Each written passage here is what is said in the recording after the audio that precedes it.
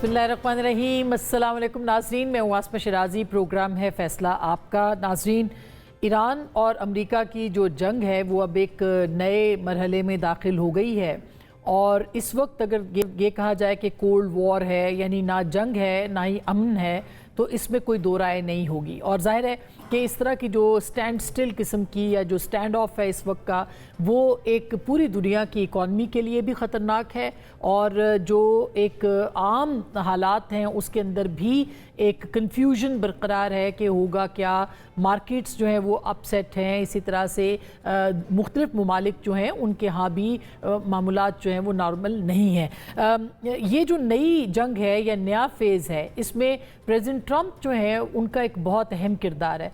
वो आए दिन कुछ ना कुछ नया कहते रहते हैं, कभी वो कुछ कहते हैं, उनके बयानात भी बदलते रहते हैं। सोमवार के दिन जब मार्केट का आगाज़ होता है उनका बयान कुछ और होता है, हफ्ते की रात को उनका बयान कुछ और होता है और ये एक मुतवातर जो बदलती हुई सूरत हाल है उससे पूरी दुनिया के हालात के ऊपर और मार्केट्स के ऊपर असर पड़ रहा है। कल आपने देखा होगा 2 दिन पहले ये इत्तलात थी कि एक नया हमला होगा और उसके हवाले से तैयारी मुकम्मल है। प्रेसिडेंट ट्रंप ने कह दिया कि किसी भी वक्त जो है वो हमला कर देंगे और फिर कल उन्होंने इसको मौखर कर दिया। इसकी वजह ये बताई गई कि कतर, सऊदी अरब और यूएई ने उनसे दरख्वास्त की थी कि ईरान के ऊपर हमला ना किया जाए।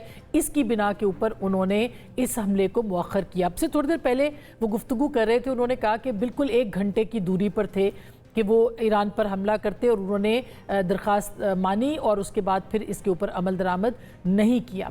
अब असल बात यह है, जो मुख्तलिफ सहाफ़ी बता रहे हैं और ख़ास करके जो एक्सियोस ने इसको रिपोर्ट भी किया है कि प्रेसिडेंट ट्रंप को जो तीनों मुल्कों के सरबराहान ने कहा, तो उनका एक बड़ा मकसद ये था कि अगर उनके ऊपर ईरान पर हमला किया जाता है तो इसके जवाबी रद्दअमल के तौर पर ईरान उन ममालिक के ऊपर भी हमला करेगा।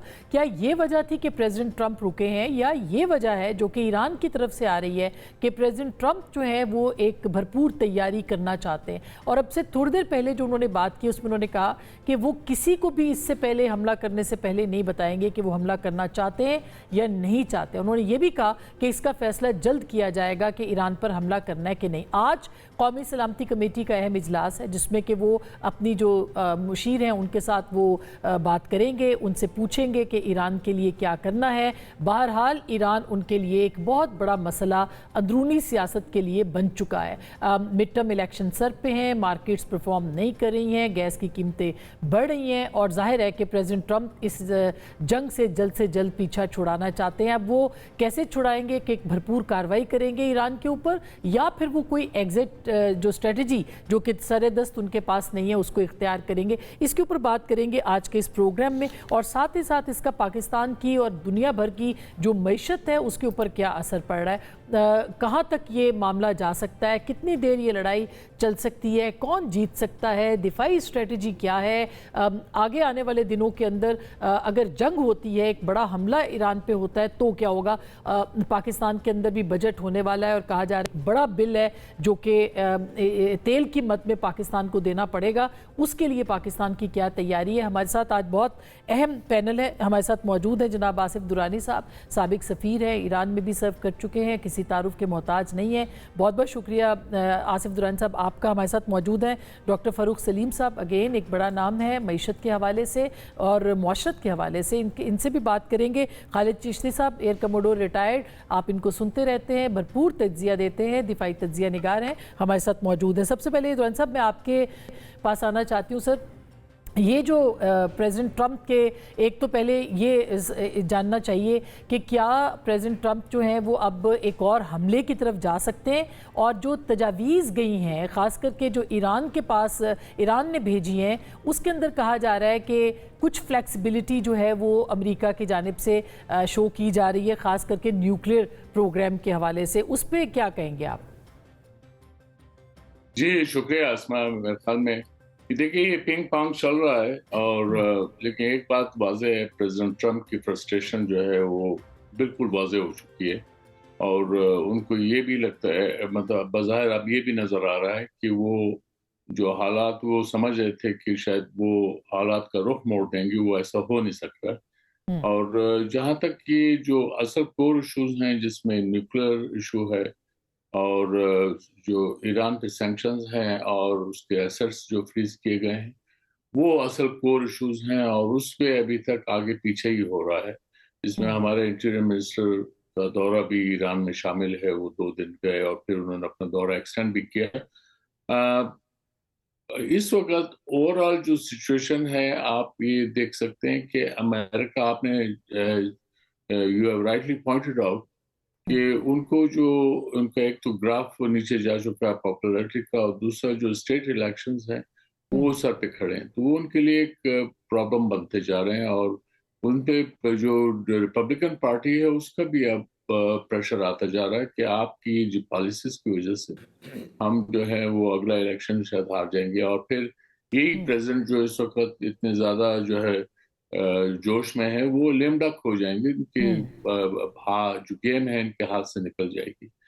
اور ابھی بھی جو ہے کانگریس ان کو پابند کر دے گی، کیونکہ یہ 60 دن وہ گزر چکے ہیں۔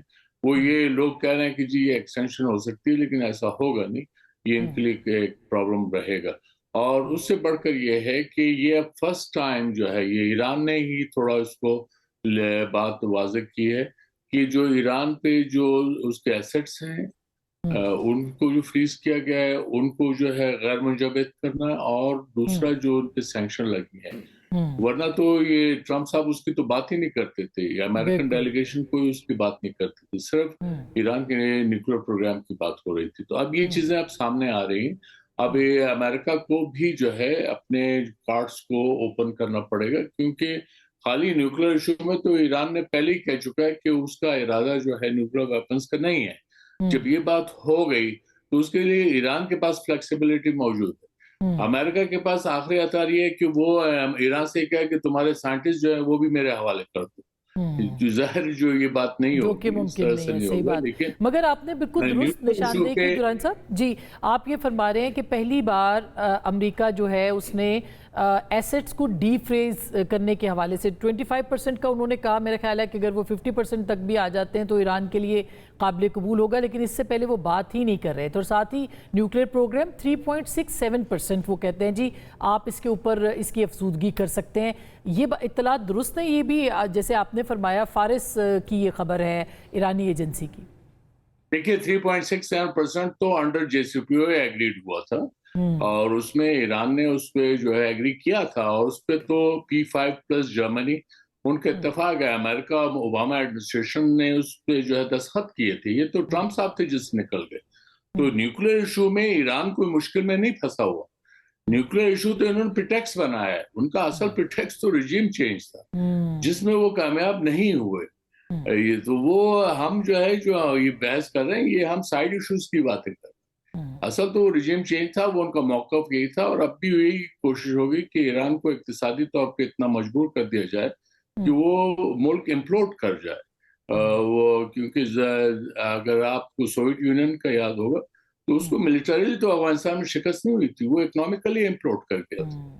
تو ایران کے اندر بھی وہ اسی طرح کی صورتحال کو پیدا کرنا چاہیں گے، تو اس لیے ہم جو ہے وہ ٹھیک ہے، ہم بحث کے لیے کرتے رہیں، یہ جتنے یہ ایشوز ہیں اور یہ آتے جاتے رہیں گے، لیکن امریکہ کو بھی پتہ ہے کہ وہ کیا چاہتا ہے، اسرائیل کو بھی پتہ ہے وہ کیا کر رہے ہیں، اور ایران کو بھی پتہ ہے کہ اصل میں ان کو یہ تو پریٹیکس ہے۔ ایران بھی جو ہے وہ لوگ ہوشیار لوگ ہیں اور ڈپلومیسی میں بھی وہ بہت آگے ہیں، تو وہ بھی ان کے ساتھ یہی گیم کھیل رہے ہیں۔ اگر وہ اس طرح کی گیم کھیلنا چاہتے ہو گیا، اصل مسئلہ جو تھا وہ رجیم چاہتا جس میں امریکہ کو ناکامی ہوئی۔ بالکل۔ اچھا، یہ ڈاکٹر صاحب آپ سے اگر میں پوچھوں، جیسے ابھی آصف درانی صاحب نے کہا ہے کہ ان کا مقصد تو یہ ہے کہ اکنامکلی ان کو اقتصادی طور پر اتنا ختم کر دیا جائے کہ ٹکڑے یا حصے بکھرے جو ہیں وہ ہو جائیں ایران کے، لیکن امریکہ کی اپنی جو اکانومی ہے اس کو کتنا نقصان اس وقت تک پہنچ رہا ہے؟ وہ جو ان کے ہتھیار ہیں ان کے حوالے سے دیکھا جائے، پھر جو چائنا کے ساتھ دورہ ہوا ہے اس میں بھی جو ریئر ارتھ کی جو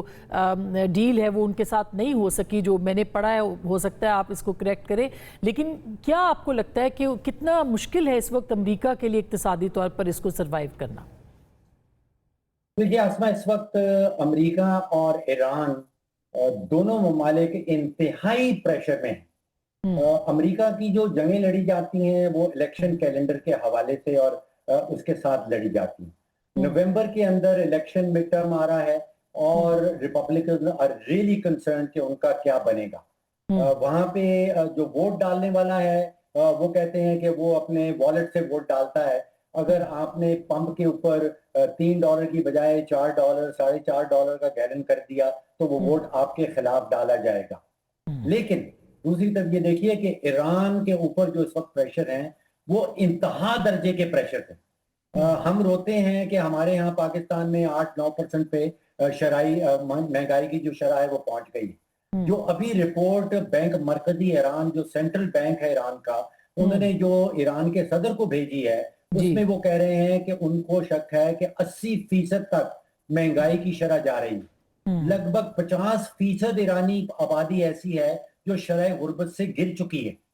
उनकी जो करेंसी है वो जंग से पहले 40,000 रियाल का $1 मिलता था और आज वो 13 लाख रियाल $1 पे पहुंच गया है। तो उनकी अंदरूनी हालात बेतहाशा प्रेशर डालेंगे उनकी क़यादत के ऊपर, और ये प्रेशर सिर्फ अमेरिका के अंदर नहीं, ये दोनों तरफ से प्रेशर है। दोनों ममालिक जो हैं वो चाहेंगे कि कोई रास्ता तीसरा निकाला जाए, जंग ना लड़ी जाए। तो प्रेशर मैं समझता हूं कि आसमा ये दोनों तरफ हैं और बहुत संगीन प्रेशर्स हैं। आप देखिए कि जो ब्लॉकेड होता है, अब इस वक्त ईरान के पास डॉलर जो हैं वो खत्म हो गए। उनका जो खजाना है उनकी कोई एक्सपोर्ट नहीं हो पा रही।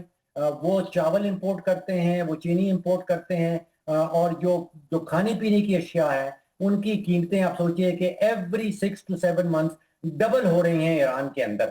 तो प्रेशर ये यकतरफा नहीं है, दोनों हरीफों के ऊपर, दोनों जो इस वक्त कंबैटेंट्स हैं उनके ऊपर प्रेशर बेतहाशा है।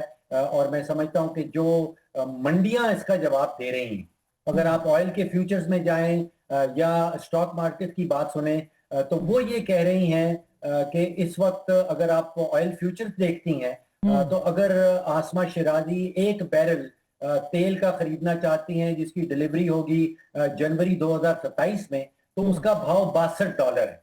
इसका मतलब ये है कि तेल की मार्केट ये सोच रही है कि जंग खत्म होने को है और जंग खत्म होने के बाद तेल की कीमत जो है वो बड़ी तेजी से नीचे आएगी। ये जवाब दे रही है ऑयल की फ्यूचर्स की मार्केट।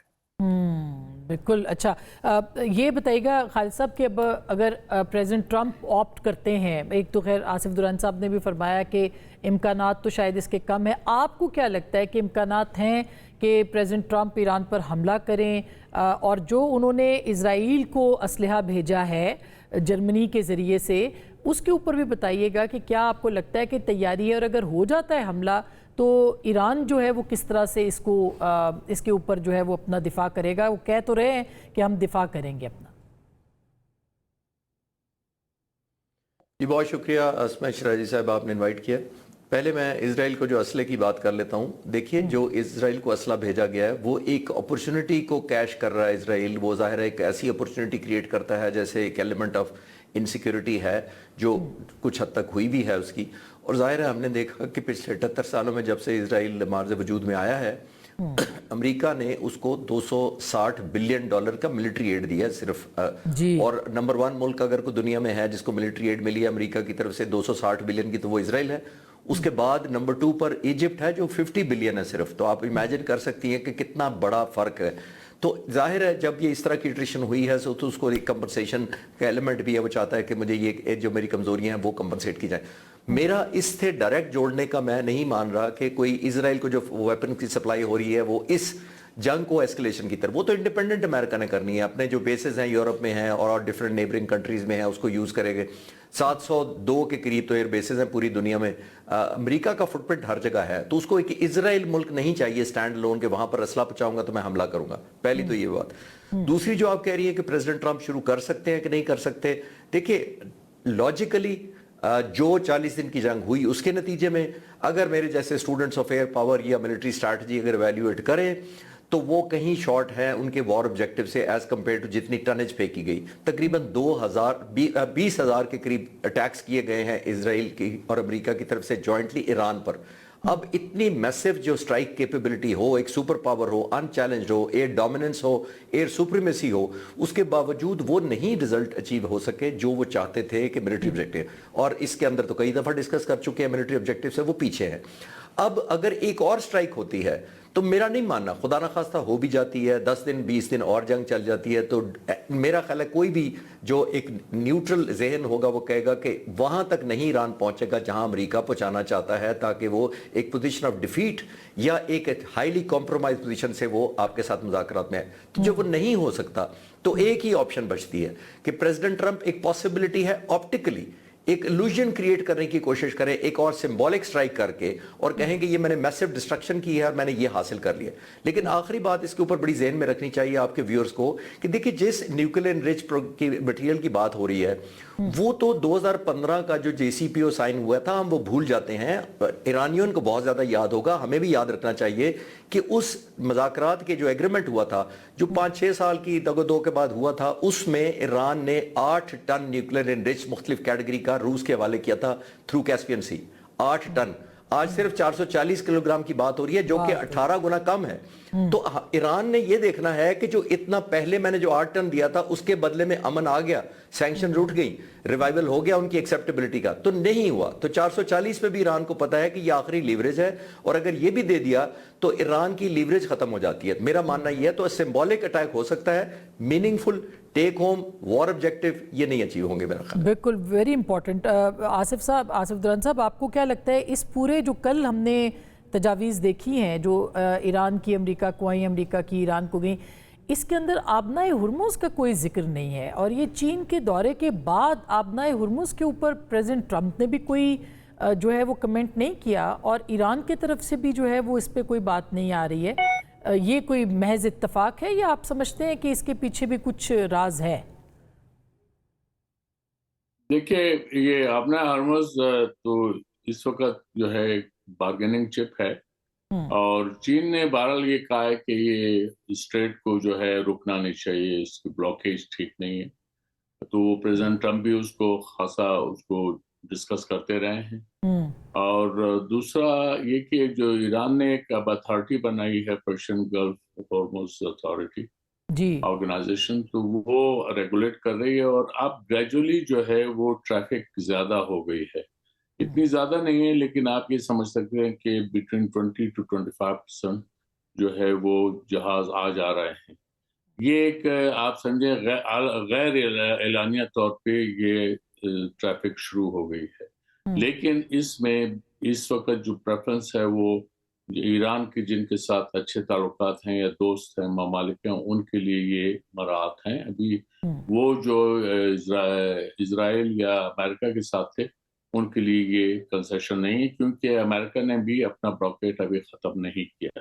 لیکن مجھے یہ لگتا ہے کہ گریجولی یہ بلاکیٹ بھی ختم ہو جائے گا اور ایران جو ہے اپنی پرانی پوزیشن پہ آئے گا. البتہ اسٹریٹ آف ہارموز کی رجیم جو ہے وہ اب ڈسکس ہوگی انٹرنیشنل لیول پہ, کیونکہ یہ اس کو بند نہیں کیا جا سکتا. اور پھر ہمارے پاس یہ بھی ہے کہ جو 8 سال کی ایران عراق جنگ ہوئی تھی اس میں یہ بند نہیں ہوا تھا, اگرچہ ٹینکر وائرس ہوئی تھی اس میں اس وجہ سے رکاوٹیں آئی تھی اس کی سی ٹریفک کی, لیکن ایران نے جو ہے باقاعدہ طور پہ ہارموز کو بند نہیں کیا تھا. تو اب جو آ رہا ہے وہ مسائل ہیں, اس میں ٹیکنیکل بھی ہیں, جیسے یہ 21 مائل کا اس کا وڈتھ ہے جبکہ 24 مائل جو ہے وہ دونوں ممالک 12 مائل ایچ کا جو ہے وہ اس کا حق بنتا ہے, اس کی ٹیریٹری ہے اس کی, اور اس میں تو اس لحاظ سے کہ جو بھی جہاز گزرے گا وہ ان کی ٹیریٹری سے گزرے گا,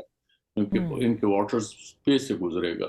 تو یہ ایک رجیم اب بننی بہت لازم ہو گئی, کیونکہ کل کو کوئی اور اگر اس طرح کی صورتحال پیدا ہوتی ہے تو اس میں یہ رکھنے نہ پڑیں, اور اس معاملے میں پھر جو عمان ہے وہ بھی برابر کا شریک ہوگا.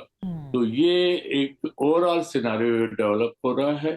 لیکن جیسے میں نے پہلے عرض کیا, میں پھر تکرار کر دوں کہ وہ ٹرمپ صاحب جو ہیں لگے ہیں اندر کھاتے وہ ریجیم چینج کے سلسلے میں. تو اس معاملے میں اس میں بعض اب ایرانی ڈائسپورا جو ہے ان کو بھی میسیجز جا رہے ہیں ان کے ساتھ بھی, کیونکہ وہ they had expressed their disgruntlement for Trump's half-hearted measures against, quote unquote, against the clergy.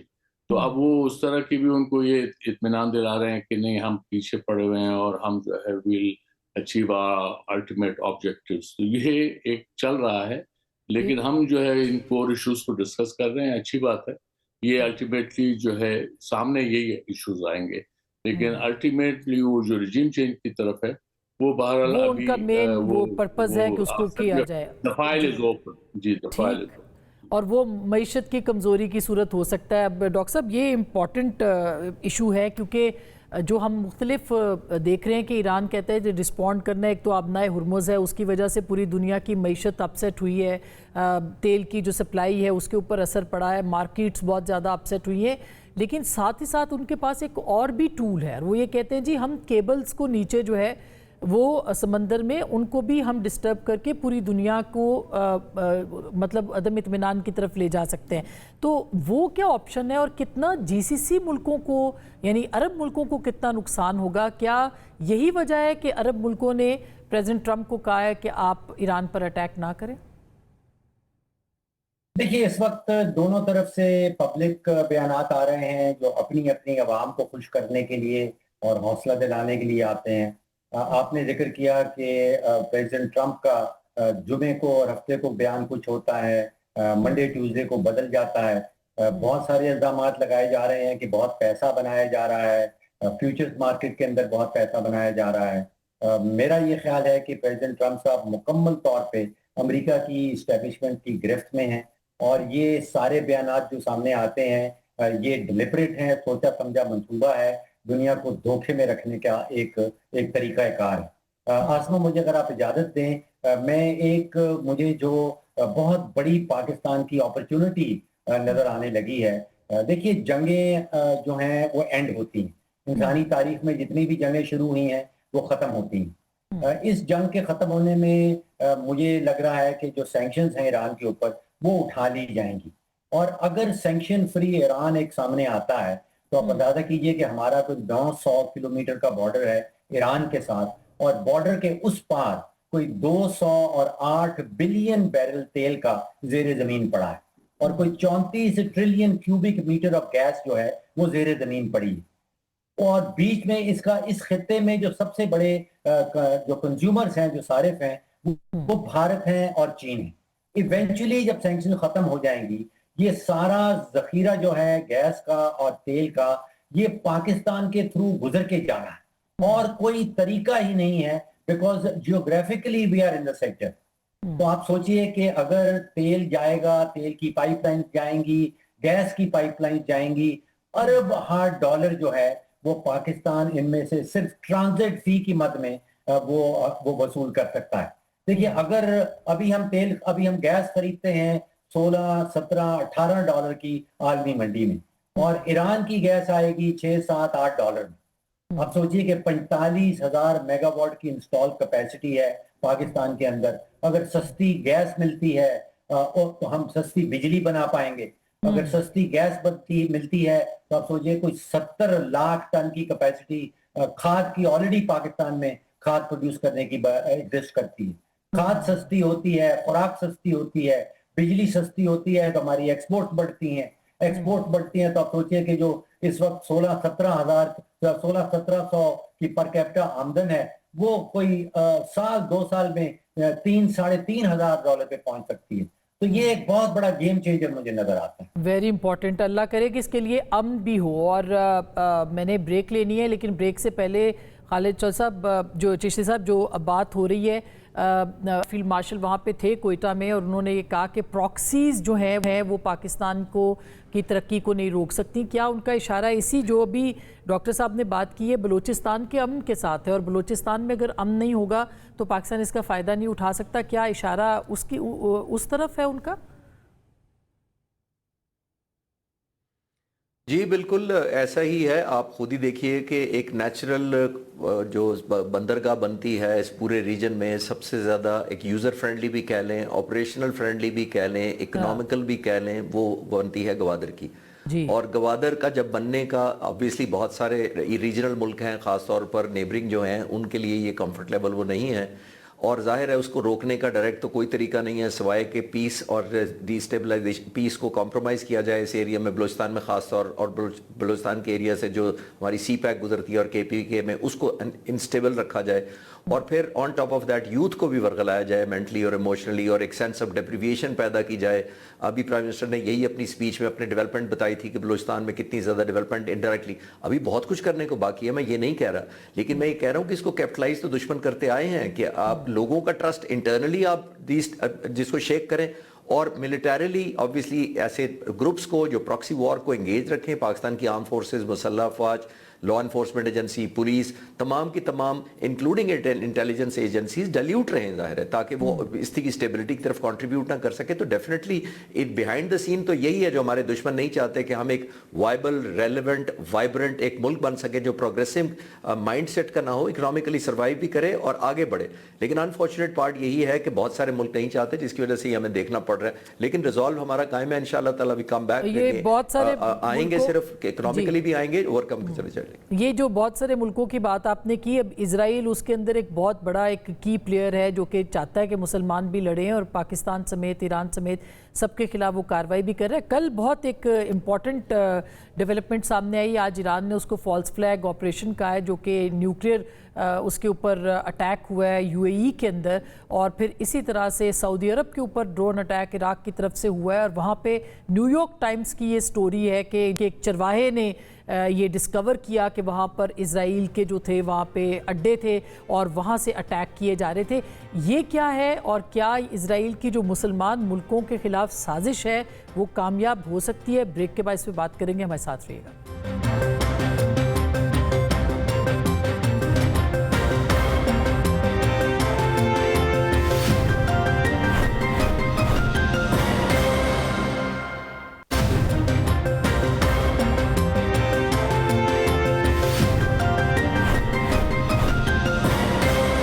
Welcome back. ایک دفعہ پھر آپ کو خوش آمدید کہتے ہیں. دران صاحب، ابھی میں دیکھ رہی تھی ایران کی جو وزارت خارجہ کا سٹیٹمنٹ آیا ہے کہ انہوں نے تردید کی ہے کہ ایران نے متحدہ عرب امارات کا جو جوہری پلانٹ ہے اس کے قریب کوئی دھماکہ کیا ہے، اور ظاہر ہے کہ اس سے پہلے بھی اسرائیل کی جانب سے کوشش کی جاتی رہی ہے. پھر آپ نے نیو یارک ٹائمز کی سٹوری پڑھی ہوگی کہ عراق کے اندر سے اڈے دریافت ہوئے ہیں جو اسرائیل استعمال کر رہا تھا، اور پچھلے برس انہوں نے 2024 میں قائم کیے تھے، جس میں کہ مختلف جگہوں پہ انہوں نے اٹیکس کیے تھے.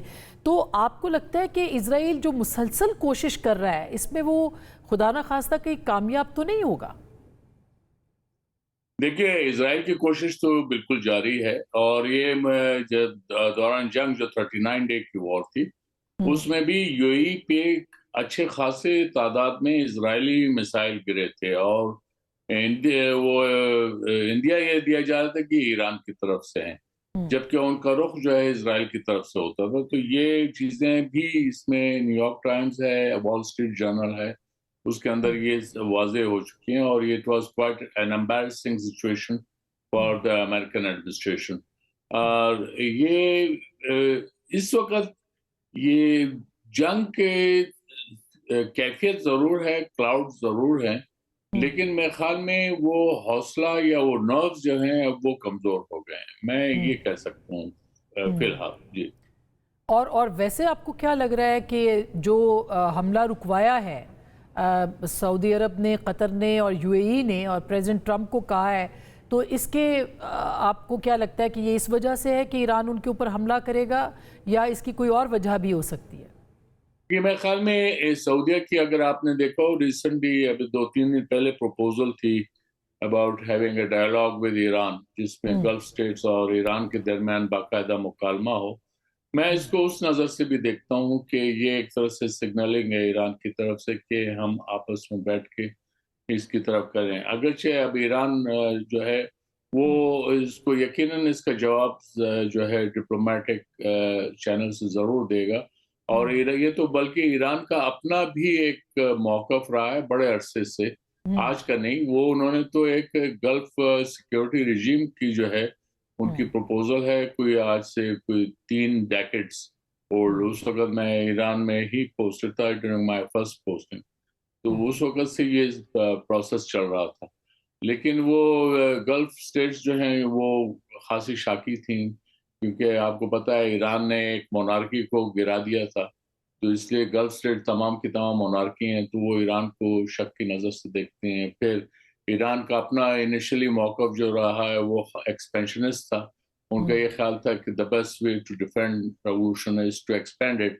لیکن اس ایکسپینشن کے اس میں وہ ظاہر ہے کہ جو ہمسایہ ممالک تھے وہ ایران کے بارے میں شاکی تھے. لیکن یہ اب پروپوزل دوبارہ ریوائیو ہوئی ہے، اور میرے خیال میں اس میں یقیناً یہ جو تینوں ممالک نے امریکہ سے ضرور کہا ہوگا کہ آپ اس کو، ورنہ یہ ہوتا کہ جو سعودیہ کی پروپوزل ہے وہ ایکچولی گلف اسٹیٹس کی ہی پروپوزل ہے، وہ پھر وہ بالکل وہ نان سٹارٹر ہو جاتی. بالکل. اچھا، دوسری جانب چشتی صاحب، یہ جو آپ نے خبر دیکھی ہوگی جس میں کہ سعودی عرب کے اندر پاکستان کی بڑی جو فوجی تعیناتی ہے اس کے بارے میں خبریں آئی ہیں، اس میں ایئر فورس کے ہمارے جو طیارے ہیں وہ بھی، اور ظاہر ہے کہ اس جنگ کے دوران ہی یہ سب کچھ دیکھنے کو ملا ہے. تو آپ اس بارے میں کیا کہتے ہیں، یہ کتنی بڑی ڈیولپمنٹ ہے اور کس تناظر میں اس کو اہم قرار دیا جا سکتا ہے؟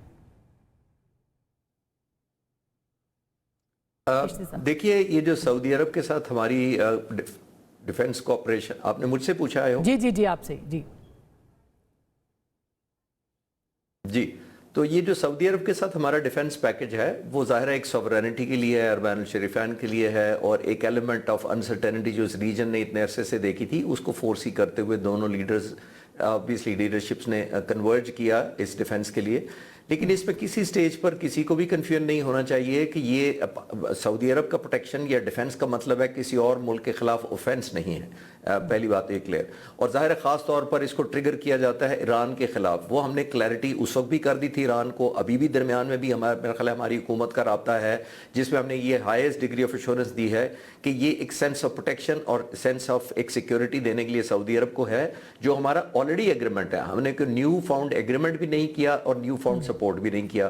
ہمارے جہاز ڈیفینیٹلی موجود ہیں، ٹروپس موجود ہیں، ایک ایلیمنٹ آف کمفرٹ کے لیے. اور ہمارے جتنے عرصے سعودی عرب نے ہمارے ظاہر ایسے ایسے وقتوں پر مدد کی ہے، تاریخ اس کا گواہ ہے، اور ریسنٹ ہسٹری میں بھی آپ نے دیکھ لیں جو لون کا ہمارا پے بیکس تھا اس میں بھی سعودی عرب بھی ہمارے ریسکیو کے لیے آیا تھا. تو آئی تھنک دنیا میں آپ آئسولیشن میں نہیں رہتے، آپ دنیا میں رہتے ہیں کنورجنس آف انٹرسٹ کے لیے. آپ نیشنل انٹرسٹ میں کنورج کرتے ہیں، ان کی نیشنل انٹرسٹ اور ان کا ٹرسٹ ہے، اور یہ نیچرل ایک بانڈیج تھا. سعودی عرب کے پاس ریسورسز ہیں اب obviously، اور پاکستان کے پاس ایک بیٹل ٹیسٹڈ ہارڈنڈ ملٹری ہے، اسٹریٹجی ہے، اور ایک الحمدللہ ایک نیو فاؤنڈ کانفیڈنس دوبارہ جو ریجوینیٹ ہوا مئی 2025 میں وہ ہے. تو دنیا آپ کو ریلیونٹ جانتی ہے تو کنورج کرتی ہے. ہم نے میرٹ پہ کیا ہے، کوئی ہم نے کوئی اس طرح نہیں کیا، کوئی کمپرومائز پوزیشن سے نہیں کیا. اور جیسے میں نے عرض کیا کہ اس کی سوورنٹی کے لیے آیا کہاں سے تھا؟ قطر پر جب اسرائیل نے حملہ کیا تھا تو اس کے فوراً بعد یہ ایگریمنٹ ہوا تھا. تو آپ خود ہی سمجھ سکتے ہیں کہ کامن انیمی کی طرف ہے. تو کسی اور تھرڈ اسلامک ملک کے خلاف نہ تو اس وقت تھا، نہ آج ہے، اور نہ کسی سے تیج پر. خاص طور پر آج کل جو مس یوز کیا جا رہا ہے یا انٹرپریٹ ایسا کروایا جا رہا ہے ایرانی بھائیوں کے ذہنوں میں کہ ہماری جو فورسز گئی ہیں اس لیے گئی ہوئی ہیں کہ پاسبلی کوئی ایران کے خلاف ہم مدد کرنے گئے ہیں. تو وہ میں کنفرم آپ کو کر سکتا ہوں کیونکہ میں نے بھی اپنی ریسرچ بھی کی، اور جو کنسرن کوریڈورز ہیں پاک فضائیہ کے خاص طور پر میں نے ان سے کنفرم کیا تھا لیڈرشپ سے کہ ایسا کوئی نہ کوئی پلان میں ہے. جو اوریجنل ہمارا ایگریمنٹ ہے یہ اسی کی کنٹینیویشن. بلکہ اسرائیل کی طرف سے جو خطرہ ہے، جو قطر کے اوپر حملہ بھی ہوا تھا، میرے خیال ہے اس کو پری ایمپٹ کیا جا رہا ہے، جو سعودی عرب نے پاکستان کے ساتھ پیکٹ بھی کیا تھا. بالکل آپ کی بات یہ درست ہے. ڈاکٹر صاحب، آپ کو کیا لگتا ہے کہ جو یہ معیشت ہے یہ کب تک، یعنی دنیا اب کووڈ کے بعد نارمل ہوتے ہوتے بہت ٹائم لگا، اور ابھی جیسے ہی نارمل ہوئی تو ساتھ ہی پہلے یوکرین وار شروع ہو گئی اور ابھی یہ ایران وار ہے، تو کب تک آپ کو لگتا ہے کہ چیزیں نارملائز ہو سکتی ہیں؟ اگر کوئی معاہدہ ہو جاتا ہے اور اگر نہیں ہوتا تو کیا ہوتا ہے؟ دیکھیے، ایران کا جو آئل کا پتہ ہے جو اسٹریٹ آف ہارموز سے وہ پچھلے 45 سال سے کھیل رہا ہے، اس میں جو حریف ممالک ہیں جو سپلائی کر رہے ہیں یہاں سے تیل، وہ پھر متبادل راستے ڈھونڈنے لگتے ہیں. اب سعودی عرب کے پاس انہوں نے جو پیٹرول لائن بنائی ہے جو شروع ہوتی ہے کیک سے اور تیل کو منتقل کرتی ہے ریڈ سی کے اوپر، یہ ایک متبادل سامنے آ گیا ہے اسٹریٹ آف ہارموز کا. اسی طرح جو فوجیرا سے پائپ لائن جا رہی ہے، وہاں پہ ابو دھابی یو اے کا تیل گزرتا ہے. تو ایک تو رخ اس کا یہ ہے کہ اگر کشیدگی جاری رہتی ہے اسٹریٹ آف ہارموز میں تو جو متبادل راستے ہیں वो फिर जो मुस्लिम ममालिक हैं वो ढूंढने लगते हैं।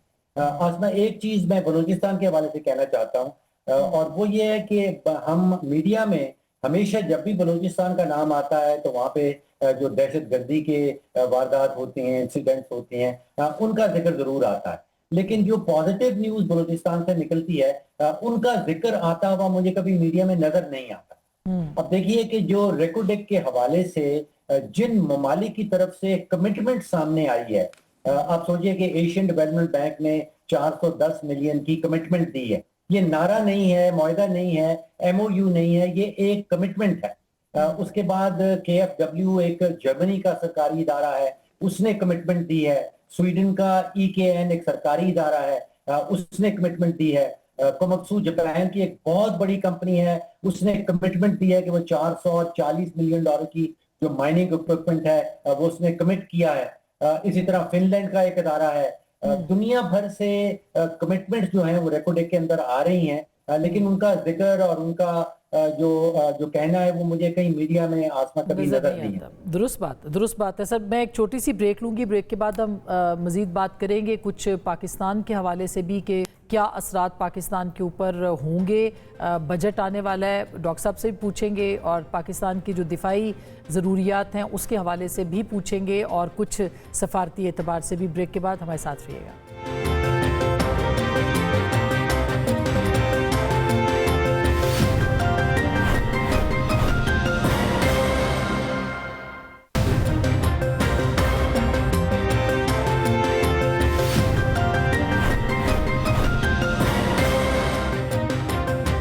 फिर आपको खुशामदीद कहते हैं। दुरान साहब, ये सवाल पूछना चाहती हूँ कि ये जो अभी मोहसिन नकवी साहब गए थे और पाकिस्तान की जो कोशिशें हैं, क्या हम ये समझें कि ये अब नाकाम हो रही हैं, हो गई हैं, या अभी भी इम्कानात मौजूद हैं कि दोनों को आमने सामने पाकिस्तान बिठा सके? जी देखिए, ऐसा ये इंटीरियर मिनिस्टर मोहसिन नकवी का विजिट जो है वो इस पूरी जो मीडिएटरी एफर्ट है उसका हिस्सा है। इसमें बात नाकामी या कामयाबी जो है वो तो उसके सेहरा हर एक के अपने सर पे होगा, लेकिन पाकिस्तान का जो रोल है उसको आपको ये देखना होगा कि पार्टीज का एतमाद है। लेकिन अगर पार्टीज किसी मौजू पे इत्तेफाक नहीं कर सकती तो उसमें फिर पाकिस्तान का कसूर नहीं है। पाकिस्तान ने तो वो एनेबलिंग एनवायरनमेंट प्रोवाइड की है जिसमें आप ये देखें कि ईरान का ट्रस्ट है पाकिस्तान पे और अमेरिका का भी उसी तरह से ट्रस्ट है, और ऐसे खित्ते में कोई ऐसा मुल्क नहीं है जिसपे ईरान उस तरह से ट्रस्ट करता हो जैसे पाकिस्तान पे करता हो। ये एक अहम एलिमेंट है। और मैं इसमें ये तो जो आपने बात की, इसमें एक वो जो ज़मीनी तौर पे अभी जो जिक्र हुआ सऊदी अरब के सिलसिले में, वो मैं वाज़ेह करता चलूं कि ये पुरानी खबर है, कोई नई खबर नहीं है या ब्रेकिंग न्यूज़ नहीं है। ये आपसे कोई 2-3 हफ्ते पहले जी अभी दोबारा से वो मंजर आम पर आ गई है। जी हाँ, ये चीजें सामने आ चुकी थी इसमें, और ईरान जो है वो उसका पूरा एतमाद। और जब हमने ये एग्रीमेंट जो है साइन किया था सऊदी के साथ, तो ईरान के प्रेसिडेंट पेजेश्कियान ने उसको मुबारकबाद दी थी और उसे खित्ते के अमन के लिए एक अहम कदम करार दिया था। तो उसमें ये है कि ऐसे वेस्टर्न इंटरेस्ट और खासकर इस वक्त अमेरिका के अखबार इसको इस तरह से प्रोजेक्ट करना चाहते हैं जो ताकि पाकिस्तान और ईरान के दरमियान में कोई अगर गलतफहमी है वो पैदा हो जाए। ऐसा नहीं है। और ये भी पता है कि पाकिस्तान के साथ कितना जो है कोई खित्ते में, और जब मुस्लिम ममालिक आते हैं तो पाकिस्तान की हमेशा से कोशिश यही है कि वो अपने मसाइल जो है पुरअमन तरीके से हल करें। यही हमने शुरू किया, चाहे वो यमन वॉर के सिलसिले में हो या बाकी जितने भी डिस्प्यूट्स हैं उनमें पाकिस्तान का रोल ये रहा है। तो मैं ये चाहता था कि जरा वाज़ेह कर दूं कि फॉर फ्यूचर ये जो है पॉलिसी है, इसमें कोई तब्दीली हुकूमतों के चेंज होने से भी तब्दीली नहीं है। बहुत आपने ये वेस्टर्न मीडिया के हवाले से बिल्कुल दुरुस्त कहा। ये खाचिशी साहब, ये मैं जानना चाह रही हूँ कि ये जो अब जंग है, जाहिर है कि इसके असरात तो बहुत हैं, लेकिन आपको लगता है कि दिफाई एतबार से ईरान पे अगर हमला होता है तो वो उसका भरपूर उसी तरह से जवाब दे सकेगा जिस तरह से वो अभी कह रहे हैं, या उनके यहाँ भी कुछ हथियारों की कमी है? नहीं आसमा साहिबा, जो वेस्टर्न मीडिया रिपोर्ट कर रहा है वो कह रहा है कि, और बहुत सारे और सोर्सेज भी हैं, और एक मैंने रिसर्च एनालिसिस पढ़ा था एक का जिसने क्लेम किया था कि हमारे पास पेंटागन की प्रेजेंटेशन हमारे हाथ आई है, जिसके अंदर उन्होंने कहा था कि तकरीबन 45% उनके जो प्रिसीजन गाइडेड मिशन है अमेरिका के वो डिप्लीट हुए हैं, तकरीबन 50% टोमाहॉक वो हुए हैं, पैट्रियट तकरीबन इतनी तरह हैं। तो ये तमाम अगर एवरेज निकालें तो 40% भी अगर मैं ले लूँ तो अमेरिका के लिए ये बहुत बड़ा नुकसान है। मैं अभी अर्ज़ करता हूँ कि वो क्यों है। दूसरी तरफ ईरान के बारे में कहा जा रहा है कि 55 से 60% उनके एमिनेशन डिप्लीट हुए हैं। देखिए, मिलिट्री स्ट्रैटेजी के पॉइंट ऑफ व्यू से ईरान ने सिर्फ अमेरिका और इसराइल का मुकाबला करना है अपने तमाम वेपन्स के साथ, जबकि अमेरिका के लिए बहुत खतरनाक स्टेटस है अगर 40-45% एमिनेशन उनका स्टॉक पाइल कम हुआ है। क्यों? क्योंकि उन्होंने ग्लोबल रेलेवेंस रखनी होती है। अमेरिका ने, आपको पता है, सिर्फ ईरान का सामना नहीं करना, उसने इसराइल के हर मिस एडवेंचर को सपोर्ट करना है, उसने फिर यूक्रेन की वॉर सपोर्ट कर रहा है पिछले 5.5 साल से, उसने ताइवान पर जो डिटरेंस क्रिएट करनी है चाइना के लिए, वो वेपन से ही होती है, खाली कहने से तो नहीं होती, वो तो मीडिया पर सिर्फ कैंपेन होती है। तो अमेरिका की ऑब्लिगेशन कहीं ज्यादा है, और ये वो जंग है जो वॉर ऑफ चॉइस थी। किसी ने हमला नहीं कर दिया था अमेरिका के ऊपर कि वो कहे कि मुझे बाय मजबूरी मुझे ये इतने वेपन्स फायर करने पड़े, ये वेपन ऑफ चॉइस है। तो अमेरिका के लिए बड़ा सीरियस कंसर्न होना चाहिए स्टॉक पाइल्स का, कि स्टॉक पाइल इतनी जल्दी बिल्ड नहीं होते। कम से कम 4 से 5 साल अगर हम मॉनेटरी जो सेटबैक है या फाइनेंशियल जो डिसएडवांटेज उनको हुई है, ये कॉम्प्रोमाइज वो अलग है, उसके बावजूद आई थिंक अमेरिका की अपनी जंग जो है, दोबारा हमला करना जिसकी तरफ आप इशारा कर रही हैं, ईरान उसी तरह रेजिलियंस चंद हफ्ते और निकाल लेगा। अमेरिका अगर कर भी ले तो मीनिंगफुल रिजल्ट लेने के लिए ऐसी जंग चंद हफ्तों के लिए नहीं रिजल्ट वो देगी। तो बहुत प्रोलॉन्ग जंग लड़े अमेरिका, तब उसके लिए ना प्रेसिडेंट ट्रंप के पास स्टैमिना है, इमोशनल स्टैमिना अपनी जगह है, फाइनेंशियल स्टैमिना अपनी जगह है, पॉपुलैरिटी का स्टैमिना अपनी जगह है, हर स्टैमिना कॉम्प्रोमाइज हो रहा है। बिल्कुल बिल्कुल। डॉक्टर साहब, आप बताइए कि अभी पाकिस्तान ने बजट बनाना है और सूरत हाल आपके सामने है। तेल का जो पाकिस्तान का बजट है वो कहा जा रहा है कि अगर इसी तरह बढ़ता रहा तो 13-14 अरब का तो यही सिर्फ बन जाएगा जो पाकिस्तान का बजट है। तो कैसे बनेगा? कोई अच्छी खबर पाकिस्तानियों के लिए हो सकती है इस बजट? देखिए, 2010 से लेके और 2025 तक कुल 16 बजट तो मैंने बड़े गौर से बड़े करीबी देखे हैं। 2010 का जिक्र मैंने इसलिए किया कि 2010 में वो 18वीं तरमीम जो है वो हमारी नेशनल असेंबली ने पास कर दी। देखिए, इस वक्त ये 16 बजट जो हमने बनाए हैं 2010 और 2016 के दरमियान, इसमें 18वीं तरमीम के आने के बाद तो ये आप सोचिए कि शेख चिल्ली जो है वो बजट बनाता है और अलिफ लैला की कहानियां सुनाई जाती। अगर तो 18वीं तरमीम के तहत रहते हुए बजट बनना है तो फिर तो ये वही होगा कि हमारे वजीर खजाना साहब असेंबली की फ्लोर पे खड़े होंगे और वो कहेंगे कि इस साल विफाकी हुकूमत की आमदन 16,000 अरब होगी, और उसके कोई 1 मिनट के बाद हमें बताया जाएगा कि उस 16,000 में से 8,000 अरब जो है वो सूदों को बांट दी जाएगी और 8,000 अरब जो है वो सूद की मद में मुख्तस कर दी जाएगी।